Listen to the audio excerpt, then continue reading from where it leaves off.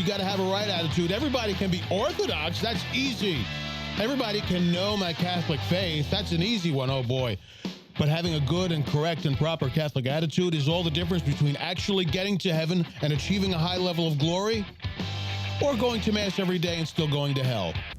It's propaganda that Catholics worship Mary, Catholics worship idols, Catholics worship statues. Protestants, I want to say this to you in a way that's very, very friendly. There's not a single argument that you have against the church that's valid. No, there really isn't one. But everyone's afraid to tell you because we'd have to laugh at you first.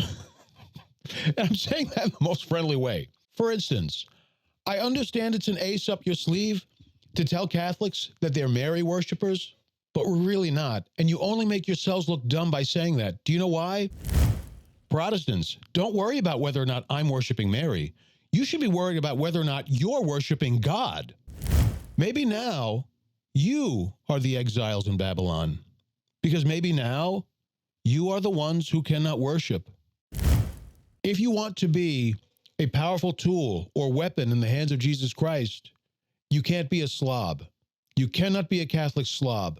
You have to get tough. You have to have a good Catholic attitude, and that's just the bottom line. Humility is hard, folks. It's one of the most difficult, and I'm telling you this as somebody who's very prideful. Not nearly as bad as I used to be, but I'm telling you from experience, as someone who is prideful, humility is one of the hardest virtues to build. But it's probably the most important one. You don't have to obey like a slave, but you do have to totally obey like a child. Not like a slave, but like a child. If you are going against the magisterium of the church, you had better be damn impressive. And to those of you who are the opposers, I'm going to tell you now, none of you impress me. Listen, folks, if you are that Catholic, here's what you should do. You should leave the church, renounce any fidelity to the papacy, and declare that the papacy is vacant. And you can call yourselves sedi vacantists.